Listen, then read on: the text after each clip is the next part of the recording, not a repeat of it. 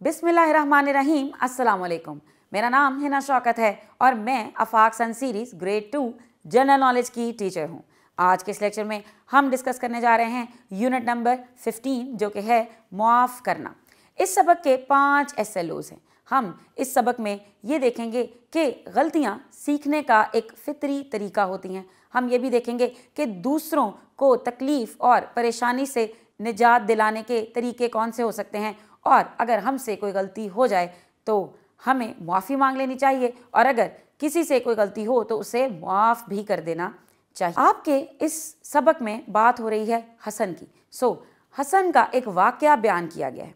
हसन नए स्कूल के पहले दिन जब स्कूल आया तो उसने वहाँ पे मौजूद 2 लड़कों से पूछा कि जमात दोम का कमरा क्या है। चूँकि उसका स्कूल में पहला दिन था तो उसे ये नहीं पता था कि उसका कमरा जमात कौन सा है। तो उन लड़कों ने उसे बताया कि जो दोम जमात का कमरा है वो 3rd फ्लोर पे है, यानी कि 3रे फ्लोर पे है। हसन ने अच्छे बच्चों की तरह उनका शुक्रिया अदा किया और ऊपर की तरफ चल पड़ा। लेकिन जब वो 3री मंजिल पर पहुंचा तो उसने देखा कि वहाँ पर तो कोई कमरा ही नहीं था। तो हसन को ये पता चल गया कि उन लड़कों ने जानबूझकर उसकी गलत रहनुमाई की है। और जब वो वापस आया तो उन दोनों लड़कों ने सबके सामने उसका मजाक उड़ाया और उस पर खूब हंसे, क्योंकि उन्हें लगा कि उन्होंने बेवकूफ़ बनाया है हसन को। और फिर जब वो उस पर खूब हंसे तो हसन बहुत परेशान हो गया।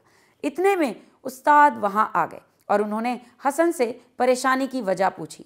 हसन ने सारे का सारा वाक़या इसी तरह अपने उस्ताद से बयान कर दिया। तो उस्ताद ने उन लड़कों से कहा कि हसन से माफ़ी मांगे। उस्ताद ने उन लड़कों को समझाया कि हमारे अमल और हमारे अल्फाज दूसरों के लिए परेशानी का बायस बन सकते हैं। जैसे कि जब हसन इतनी सीढ़ियाँ चढ़कर 3री मंजिल पर गया तो यकीनन उसे परेशानी हुई होगी, और जब उसका मजाक उड़ाया गया तो उससे भी उसे तकलीफ़ उठानी पड़ी होगी। तो किसी पर हंसना, किसी का मजाक उड़ाना, किसी से लड़ना, किसी पे रोब जमाना, किसी के साथ झूठ बोलना, किसी को धोखा देना, ये सब तकलीफ़ पहुँचाने वाले अमल हैं। इन लड़कों को अपनी गलती का एहसास हो गया और उन्होंने हसन से माफ़ी भी मांगी। तो जब उन्होंने हसन से माफ़ी मांगी तो हसन ने भी उनकी मुआज़रत यानी कि सॉरी को एक्सेप्ट कर लिया और फिर वो एक दूसरे के दोस्त बन गए। हमें भी अपनी रोज़मर्रा की ज़िंदगी में इस तरह के वाक़यात का सामना करना पड़ सकता है, यानी कि ऐसा हो सकता है कि लोग जो हैं वो हमारी गलत रहनुमाई करें, हमारा मजाक उड़ाएं। तो हमें नरमी से उन्हें कह देना चाहिए कि उनके इस अमल से हमें तकलीफ़ पहुंच रही है, और दिस इज़ बेटर कि आप किसी को उसकी गलती का एहसास दिलाएं, और जब वो आपसे माफ़ी मांगे तो आप उसे मुआफ़ भी कर दें। मुआफ़ कर देना एक बहुत बड़ी खूबी है। अगर आपने कभी भी अपने किसी दोस्त का दिल दुखाया है, कभी भी उसको तकलीफ़ पहुंचाई है, तो उससे माफ़ी मांग लें, उससे माजरत कर लें। हमने अभी सीखा है कि तकलीफ़ किस किस चीज़ से पहुंच सकती है। कभी कभी अगर आप किसी से ऊंची आवाज़ में बात भी करते हैं तो किसी को तकलीफ़ पहुंच सकती है। तो अगर आपने कभी जाने या अनजाने में इस तरह की कोई गलती की है तो आप अपने दोस्त से माफ़ी मांगें, और अगर आपका कोई दोस्त आपसे माफ़ी मांगता है तो आप उसे फ़ौरन माफ़ भी कर दें। इस तरह से दोबारा दोस्ती को कायम किया जा सकता है। माजरत करना, अपनी गलती तस्लीम करना, ये एक उम्दा अमल है और ये एक उम्दा तरीका है दोस्तियों को कायम रखने का।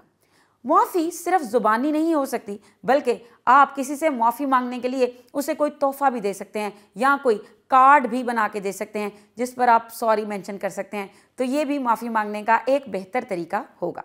अगर आपका कोई दोस्त आपके साथ बुरा सलूक करता है या फिर आपको तकलीफ़ पहुंचाता है तो आपको बड़े दिल का मुजाहिरा करना है। उसे नरमी से बताएं कि उसकी किस बात ने आपको तकलीफ़ पहुंचाई है, लेकिन साथ साथ उसकी गलती को दरगुजर करते हुए उसको माफ़ भी कर दें। हम सब गलतियां करते हैं, आपसे भी गलतियां होती हैं, आपके दोस्तों से भी गलतियां हो सकती हैं, बहन भाइयों से भी गलतियां हो सकती हैं। हमें इन गलतियों से सबक सीखना चाहिए और पूरी कोशिश करनी चाहिए कि हम कभी भी कोई गलती दोबारा ना करें। हमें अपनी गलतियों से हमेशा सीखना चाहिए। अगर आप एक गलती कर रहे हैं और आपको उसका एहसास हो गया है तो यू विल मेक श्योर कि आप उस गलती को रिपीट ना करें, उस गलती को दोबारा ना दोहराएं। तो चलिए अब इस चैप्टर से रिलेटेड कुछ क्वेश्चंस को डिस्कस करते हैं। यहाँ पे पहला सवाल है जिसमें आपको दिए हुए अल्फाज की मदद से खाली जगह को पुर करना है। सो पहली स्टेटमेंट है हमारे अमल और डैश दूसरों को तकलीफ पहुंचा सकते हैं। सो हमारे अमल और अल्फाज यानी कि हम जो बोल रहे हैं वो भी दूसरों को तकलीफ पहुंचा सकता है। मुआज़रत करना अपनी डैश को तस्लीम करने का एक उम्दा तरीका है, अपनी गलती को तस्लीम करने का। जब आप गलती को तस्लीम करते हैं तो फिर आप मुआज़रत कर सकते हैं। मुझे उम्मीद है कि आप बाकी खाली जगहों को भी इन ज़ख़ीरा अल्फाज की मदद से मुकम्मल कर सकते हैं। दूसरा सवाल है दुरुस्त जुमले के सामने टिक और गलत के सामने क्रॉस का निशान लगाएं। सो पहला जुमला है लड़के हसन को इसके कमरा जमात में ले गए। हमने इस चैप्टर में हसन की स्टोरी को पढ़ा है, तो लड़कों ने हसन को गलत गाइड किया था, वो उसको कमरा जमात में नहीं लेकर गए थे। सो इस स्टेटमेंट के आगे आप क्रॉस का निशान लगाएंगे। लड़कों ने हसन से मुआफ़ी मांगी।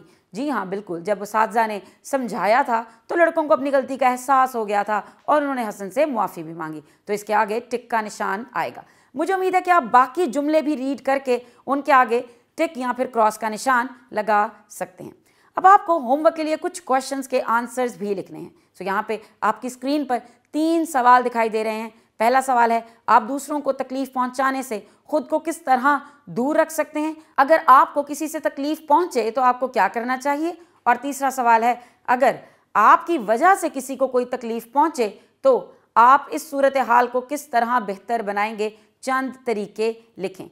इन सवालों के जवाब देने के लिए आप इस सबक को दोबारा दोहरा सकते हैं, अपने टीचर की हेल्प ले सकते हैं, अपने पेरेंट्स की हेल्प भी ले सकते हैं। मुझे उम्मीद है कि अब आप ये आसानी से कर पाएंगे। हमने आज के इस लेक्चर में ये सीखा है कि मुआफ़ करना एक बहुत बड़ा अमल है और हम किस तरह दूसरों से मुआफ़ी मांग सकते हैं और दूसरों को मुआफ़ कर सकते हैं। मुझे उम्मीद है कि अब आप रोज़मर्रा की ज़िंदगी में लोगों को मुआफ़ भी करेंगे और अगर आपसे कोई गलती होगी तो उसे तस्लीम कर कर मुआफ़ी भी मांग लेंगे। See you all in next lecture. तब तक के लिए अपना ख्याल रखिए। अल्लाह हाफ़िज़।